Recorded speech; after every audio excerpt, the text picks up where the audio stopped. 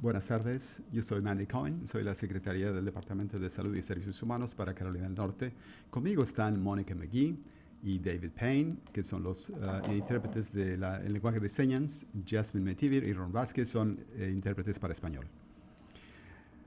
En cuanto a los datos de hoy día, para esta mañana tenemos 5.637 nuevos casos reportados, 2.101 personas hospitalizadas. Tristemente, son más de 5.410 muertes. Hoy día hemos marcado otro récord devastador, pasando los 5.000 casos nuevos reportados solo en un lapso de 24 horas. Este número es alarmante. Ayer vimos la tasa más alta de porcentaje de pruebas positivas, llegando a 11.4%. Los números de hospitalizados también están marcando récords, con más de 2.100 casos en el hospital con COVID-19. Estoy muy preocupada por esto. Yo sé que este es un tiempo muy difícil, particularmente para permanecer en la casa, alejados de familiares, amigos. Sin embargo, es la mejor forma de tomar responsabilidad, personalidad, mostrando que nos preocupan ellos en tanto luchamos con esta pandemia global. A principios de esta semana vi que en 11 meses COVID ha matado más de 3 veces el número de personas de Carolina del Norte en comparación al flu en la última década. Tenemos que continuar trabajando, protegiendo a todos, a los seres queridos. Debemos reservar los hospitales para quienes lo necesitan y para salvar vidas. Si ustedes están con alguien con quien ustedes no viven, lleven puesta la mascarilla y limítenles a la actividad social en lo posible. Debemos esperar ser fuertes para juntos ser fuertes. Si han asistido a reuniones para el Día de Acción de Gracias, por favor háganse la prueba. Estas reuniones sociales son eventos que pueden propagar el virus de forma alarmante en la comunidad para quienes están en riesgo. Estamos tan cerca de conseguir los medios para conseguir una vacuna efectiva. En este caso, la Administración de Drogas y Alimentos van a hacer revisión de 2 vacunas este mes. Voy a tomar un poco de tiempo para darles más detalles acerca de las vacunas y cómo llegamos hasta este punto y lo que probablemente vaya a ocurrir en las próximas semanas. A pesar de que las vacunas fueron desarrolladas rápidamente en el transcurso de este año, no se tomaron ningún atajo en este caso. Las vacunas se fabricaron bajo años de investigación con trabajo en vacunas similares como para SARS. Adicionalmente, miles de millones de dólares se han invertido en pruebas clínicas sin retrasos para asegurarse que la fabricación y millones de dosis se lleve a cabo al mismo tiempo. Todo esto permitió que la comunidad científica acortara el tiempo en conseguir una vacuna que sea segura y efectiva, de manera que no se tomaron ningún atajo en este caso. En las vacunas de Pfizer y Moderna, más de 70,000 personas participaron en pruebas clínicas para ver si las vacunas eran seguras y si pueden prevenir a alguien que contraiga el COVID efectivamente. Ambas compañías reclutaron personas de áreas marginalizadas históricamente para participar de estas pruebas. En las pruebas de Pfizer, 41% de participantes eran no blancos, 26% de hispanos, Latinx y 10% de raza negra. La vacuna de Moderna, 37% eran no blancos, 29% hispanos, Latinx y 10% de raza negra. La gente que toma las decisiones acerca de que si se va a autorizar o no estas vacunas nuevas son científicos del FDA y son profesionales, no son asignados con cargos políticos. Las cifras también son revisadas por otro cuerpo, una entidad independiente. Es el Comité de Consultoría para Vacunas y Productos Relacionados. Este comité trabaja con la administración de FDA para determinar la seguridad y eficacia. Este es un proceso independiente y transparente. Al ver las vacunas en sí, es importante que entiendan que estas no contienen el virus del COVID-19 dentro de la vacuna. La vacuna imita la infección, de manera que el cuerpo piensa que hay un germen parecido al virus de COVID que está atacándolo. Esto crea las defensas de anticuerpos que necesitamos para deshacernos del COVID si es que el virus realmente nos ataca. Una vez que la vacuna haya sido autorizada para su uso por el FDA, Los suministros serán bastante limitados al principio. Grupos de peritos independientes federales y estatales han determinado que la mejor forma de luchar contra el COVID es comenzar con la vacuna, especialmente primero los que están más en riesgo. Por lo tanto, el suministro inicial de vacunas va a ir a un número limitado de hospitales para vacunar a los trabajadores de salud que están en alto riesgo de exposición a COVID-19, aquellos a los que están atendiendo o están limpiando las áreas en donde se encuentran los pacientes con COVID-19, ya que tenemos un suministro inicial de vacunas al principio. No todos los hospitales van a recibir la vacuna y ya que haya más vacunas disponibles van a ser distribuidas a otros hospitales del estado y a otros departamentos de salud locales para que se enfoquen en vacunar a los trabajadores de salud. El personal y los residentes de centros de atención a largo plazo también van a estar en el primer grupo para recibir las vacunas. También las vacunas van a ir para los asilos con atención especializados y también a los hogares de adultos, y esto es con una alianza de CVS y con Walgreens. Las vacunas van a venir de la asignación del Estado y se van a dar a los centros de atención especializada. Y la cantidad de vacunas que se manden al Estado va a depender de la población del Estado y el gobierno federal va a determinar esto. El Estado va a decirle a CDC a dónde enviar las vacunas. Los CDC trabajarán con los fabricantes o distribuidores para poder hacer el pedido. Entonces, el fabricante o el distribuidor enviará las vacunas directamente a los proveedores. Nos han dicho que si se autoriza la vacuna de Pfizer este mes, ¿no?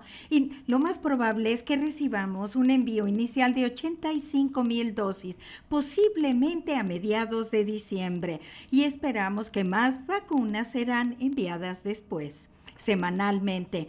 Nosotros esperamos que a principios del 2021 los departamentos de salud y los centros de salud comunitarios van a empezar a vacunar a otros adultos que estén en alto riesgo de complicaciones, es decir, que tengan 2 o más condiciones crónicas identificadas por los CDC y están en alto riesgo de exposición.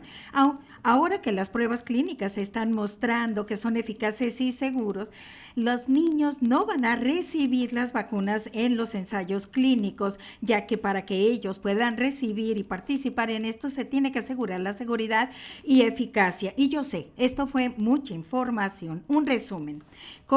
Las vacunas COVID-19 tienen que pasar y ser aprobadas en los ensayos clínicos igual que cualquier otra medicina y vacunas. Pfizer y Moderna ya empezaron a reclutar a personas de poblaciones marginadas para participar en estos ensayos. El proceso de autorización de vacunas debe de ser independiente y transparente. No existe el virus de COVID-19 en estas vacunas. Los suministros van a estar limitados al principio. El suministro inicial va a ir al personal y residentes de los centros de atención a largo plazo y también para cierto número de hospitales y también para los trabajadores de salud. También aquellos que están atendiendo o limpian las áreas en donde hay pacientes con COVID-19. Todos en el estado hemos estado trabajando arduamente para este momento, pero esto es bien grande y sabemos que tendremos tropiezos en este programa de vacunación y poder administrarlo a esta escala. El estado necesita el apoyo federal y dinero federal para embarcarse en este esfuerzo sin precedentes. Y como yo ya le dije, el poder tener una vacuna segura al alcance es un logro extraordinario, pero no es una solución rápida.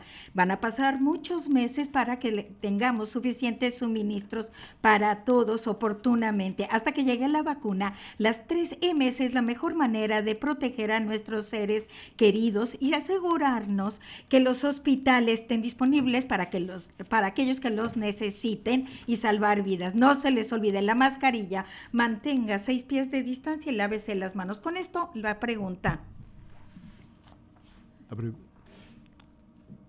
La primera pregunta para hoy. ¿Cómo está, señora Cohen? Gracias por recibir mi pregunta. Quería preguntarle acerca del plan de distribución después de que los socorristas hayan recibido la vacuna. personas empleados en la prisión y algunos prisioneros hayan recibido la vacuna. Quisiera que hable un poco acerca de la lógica detrás de la decisión de vacunar a todo el personal y algunos prisioneros que están en alto riesgo, ya sea que esto puedan priorizar las vacunas a todos los prisioneros primeramente. Y luego, como una segunda parte, me pregunto si podrá decir algo acerca de si es que en esa fase B limitada llegaremos al punto de que si no se puede vacunar a todo el personal y los prisioneros, ¿cómo se hará la priorización entre esos dos grupos? Gracias. Bueno, gracias por la pregunta. Voy a ir un poquito hacia atrás para explicar el proceso de priorización acerca de cómo se va a administrar el número limitado de vacunas primeramente.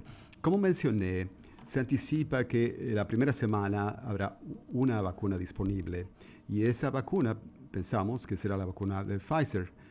Creemos que esa primera semana van a haber 85,000 dosis que serán distribuidas a un número de hospitales. No tenemos suficiente para llegar a cada uno de los hospitales, será un número limitado de hospitales. Entonces, la distribución de esos 85,000 dosis y el hospital entonces vacunará a los trabajadores de salud, quienes están en riesgo más elevado de exposición, o sea que trabajan directamente con pacientes de COVID, limpiando áreas para pacientes de COVID. Adicionalmente, vamos a alocar, empezando quizás en la segunda semana de distribución de vacunas, o sea que la primera semana es solamente para trabajadores de salud, pero la segunda semana se anticipa que tendremos quizás 2 fabricantes de vacunas, Moderna y Pfizer. Entonces se anticipa que podremos enviar vacunas a más hospitales, como también comenzaremos a vacunar vacunas en asilos y ese tipo de centros. No tenemos el número exacto de cuánto de vacuna tendremos en la segunda semana y más allá, pero nos estamos aprendiendo cada día, recibiendo más información acerca de esto. Entonces comenzaremos con las vacunas en asilos, primeramente con el personal y los residentes también. Luego tenemos un número de entidades externas que han creado ese proceso de priorización que dicen que primeramente son trabajadores de salud, trabajadores que trabajan en centros de asilos y el personal. Esas entidades son la Academia Nacional de Medicina, el Comité de Medicina y Consultoría para los Centros de Control y Prevención de Enfermedades que se reunieron esta semana y crearon ese plan de priorización. Y aquí en Carolina del Norte también tenemos nuestro propio Comité de Consultoría de Vacunas que fue condenado por el Instituto de Medicina. Entonces tenemos todos estos expertos quienes están valorando todas las prioridades. La razón de todo esto es que tenemos un número limitado donde queremos alocar esos recursos primeramente. Entonces hemos dicho que primeramente para los trabajadores de salud, quienes están expuestos al COVID, como también en centros como asilos, que como sabrán han sido los centros donde la gente ha estado más fragilidad para mantenerlos a salvo. Cuando pasamos de este tipo de centros como asilos, entonces pasamos a otras personas mayores con 2 o más condiciones crónicas. Estos comités de consultoría dicen que es el segundo grupo, porque este es el segundo grupo en más riesgo de COVID-19.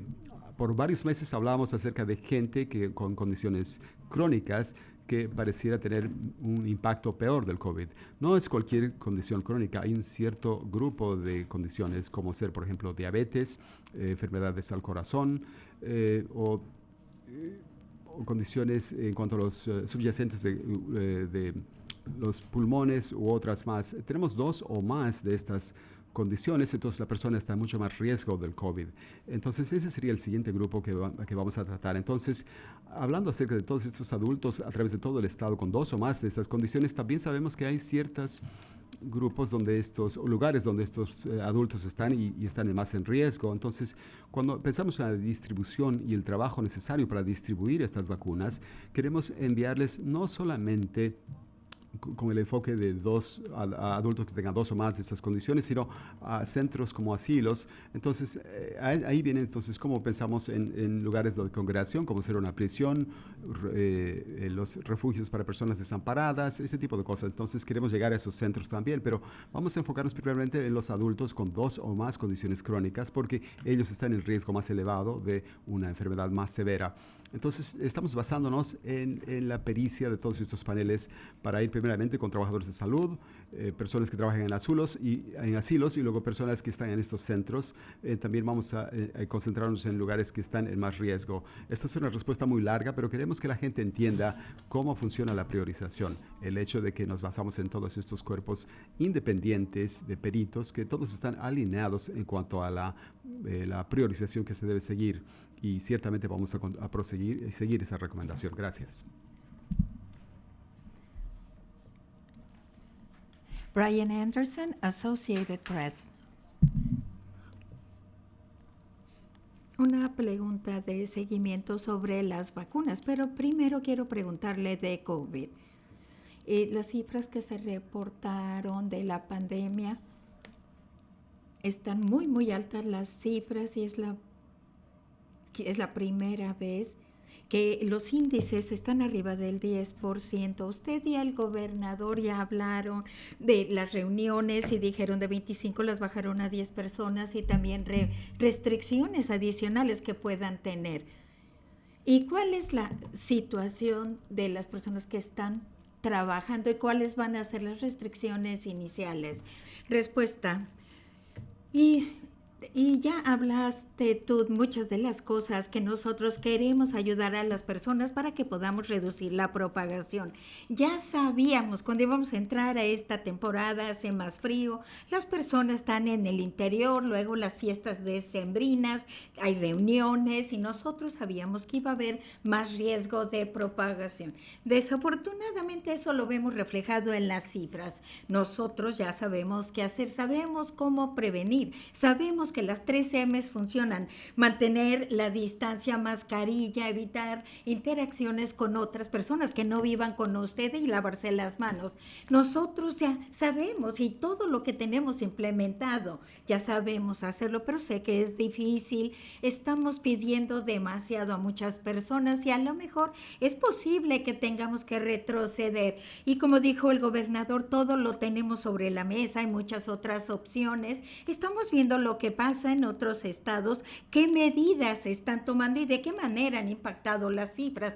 Y también en todo el mundo, qué es lo que están haciendo otros países, cuáles son las restricciones, si mejoraron o no mejoraron las cifras y qué significa todo esto en Carolina del Norte. Estamos tratando de tomar toda esta información para tomar decisiones, igual como lo hemos hecho durante todo este tiempo con COVID. Estas son el tipo de cosas que nosotros nos ponemos a pensar y ciertamente estoy preocupada por las cifras. Así es de que tenemos que hacer lo que ya sabemos para reducir la propagación. Las hospitalizaciones están subiendo, necesitamos trabajar más arduamente. La siguiente. Hay un seguimiento de Brian Anderson. Gracias. Sabemos que Pfizer y Moderna ya van a salir este viernes. ¿Cuándo será el pronóstico para las demás? Yo sé que van a haber un número limitado de hospitales que van a recibir esta dosis primeramente, pero en Carolina del Norte los distribuirá para trabajadores de salud según su especializado, según el número de COVID per cápita. ¿Podría usted explicar esto?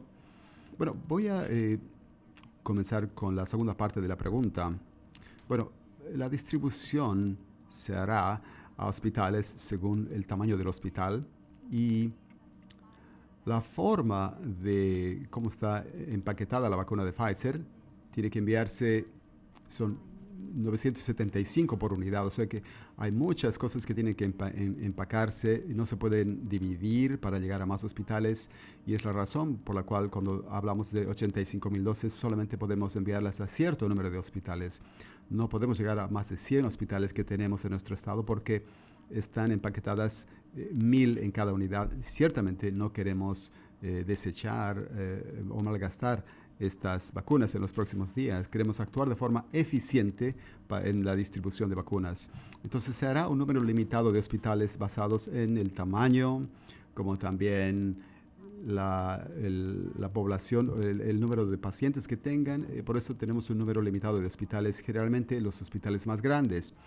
Los hospitales en sí priorizarán las vacunas para su personal que trabajan directamente con pacientes de COVID. Entonces, estamos pidiendo que tomen en cuenta la prioridad acerca de personas que trabajan en unidades de COVID-19, los que limpian estas áreas, gentes en las salas de emergencia, cuidando a pacientes quienes no saben si realmente son pacientes de COVID, pero tienen un alto riesgo de exposición. Estos equipos de trabajadores de salud harán la priorización en este sentido, entonces ellos están a cargo de esto. La otra parte de la pregunta en cuanto al horario o el plan de distribución, no sabemos, hay un trabajo muy consciente que está haciendo en revisión de la información, las cifras, a cargo de equipos de consultoría independientes. Hay una reunión que está fijada para el día 10 de diciembre, esta próxima semana. Creemos que después de esta reunión pública de este comité, ellos podrán trabajar e integrar toda esa retroalimentación para lo que será una autorización de uso de emergencia que autorizará el uso de la vacuna, que indicará para qué parte de la población se va a utilizar. Esto informará quién puede recibir la vacuna. Hay un paso más que este comité de consultoría de CDC, se llama ACEP en inglés, tiene que decirnos también y darnos recomendaciones acerca de a qué área de la población le toca esto correctamente. Entonces, esto es el siguiente paso hasta que la vacuna llegue al brazo de una persona. Entonces, lo que puede pasar también, más o menos pensamos que esto se dará como para el 15 de diciembre, eso es lo que se anticipa. Puede ser unos días antes, unos días después, pero más o menos esa fecha es más o menos cuando pensamos que vamos a contar con la autorización para el uso y la recomendación de ACEP y luego podamos proceder. Gracias, Brian. La siguiente. Barkborough, de Fox News. Y estamos en los departamentos de salud local, especialmente en el condado Forsyth, que necesitan más rastreadores de contacto, y aun cuando tengan el número, están llegando a cifras que no van a poder ellos contactar a cada una de las personas. Me pregunto si hay alguna iniciativa a nivel estatal para contratar más rastreadores o si se están haciendo otros esfuerzos para dar el seguimiento. Respuesta: con estas cifras récord de casos, y nosotros tenemos 5,600 casos en 24 horas. Hay un límite de lo que puede hacer nuestro equipo de trabajo. Entonces sabemos que necesitan seguir reclutando más rastreadores de contacto, pero realmente tenemos que darle prioridad al trabajo en sí. De hecho, nuestro equipo lleva ya varias semanas trabajando con el Departamento de Salud local para ver de qué manera podemos darle prioridad. Y hemos visto las guías y otros estados como lo están haciendo, y hemos aprendido de otros aliados del sector público y nos están dando más guías para poder enfocar el trabajo, para cerciorarnos que tenemos la mayor cantidad de información y que sigue siendo valiosa. Y lo que yo creo que es bien importante para que todos entendamos es que tenemos una propagación comunitaria en todos lados en Carolina del Norte, y es por eso que tiene que tomar medidas de precaución y pensar que todo mundo alrededor suyo tiene el virus. En mascarilla, lavarse las manos, porque las herramientas tradicionales de rastreo de contacto no van a ser tan eficientes con la propagación tan rápida. También los departamentos locales de salud han sido excelentes con los rastreadores de contacto y están contactando y están a la delantera de todo esto, pero hay muchos casos y por eso todo mundo tiene que trabajar arduamente y enfocarnos y pensar que todos los que están alrededor suyo tienen el virus, para que usted también acepte esa responsabilidad personalmente. Me voy a poner la mascarilla, voy a esperarme 6 días, no voy a ir a este evento, no voy a tomar ese riesgo en este momento porque tenemos mucho virus aquí en Carolina del Norte. Siguiente. Unas preguntas de seguimiento.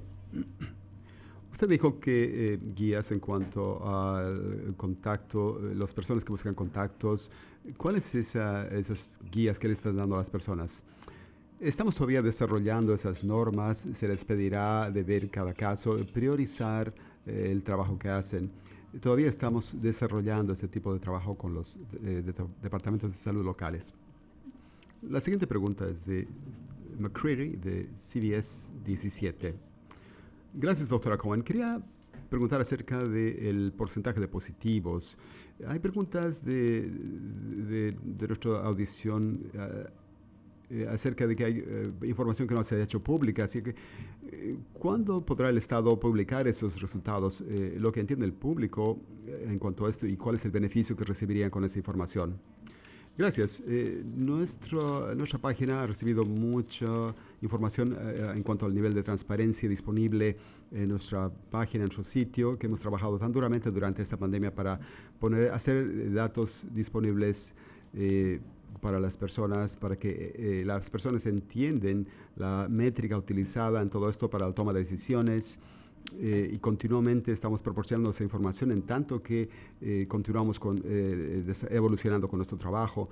En cuanto a los casos de porcentaje de positivos, según la totalidad de pruebas que se hacen, es cuántas personas dieron positivo. Esto nos da una idea acerca de cuál es la tasa de propagación de este virus. La forma como se calcula está basada en las pruebas de laboratorio reportadas electrónicamente. O sea que no es todo el universo de cada prueba que tenemos, dejamos esto muy claro en nuestra página, pero es una subsección de los datos, es casi todos, pero no toda la información en cuanto a los datos. Entonces tenemos cierta limitación en el total del universo de datos o cifras que tenemos. Es un cálculo que se hace del total para ver cuántos de estos son positivos. Gracias. La pregunta final. Andrew Ballard.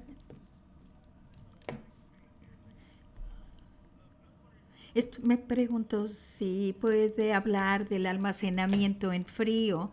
Tenemos suficiente capacidad para los envíos una vez que ya empiecen a llegar las vacunas y las unidades de enfriamiento y la compra de estos. ¿Cómo van a hacer esto? ¿Puede hablar un poquito en detalle de esto? Respuesta, Andrew. Muy buena pregunta. Para una de las dos vacunas que estamos considerando y considera la FDA, la de Pfizer, es una que requiere, y todo mundo ha estado hablando, ultra fría. No puede estar en un congelador normal, tiene que estar más frío. Ahora, para las dosis iniciales, nosotros tenemos sitios en particular que pueden almacenar esto en ultra frío, y la compañía Pfizer ha hecho los arreglos para que hielo seco esté disponible para poder mantenerlo a la temperatura adecuada. Así que no tenemos que comprar almacenamiento o algún equipo de ultra frío, porque Pfizer se ha hecho a cargo de esto con hielo seco. Y la vacuna de Moderna nada más requiere de un congelador y refrigeración normal. Entonces esto es más fácil de transportar y de llevar un lugar a otro. Muchas gracias por esto. Y creo que fue la última pregunta, Andrew. Muchísimas gracias. Y yo sé, pasamos mucha información sobre las vacunas. Yo sé que es mucho. Yo sé que esto ha sido un año bien largo y todo el mundo ha trabajado arduamente para mantener el nivel de virus bajo. Y cuando vemos 5,600 casos en 24 horas es desalentador. Pero ya sabemos que funcionan las 3 M's. Continúen con eso, lávense las manos, la mascarilla y mantengan 6 pies de distancia. Cualquiera que sea su razón, póngase atrás la máscara.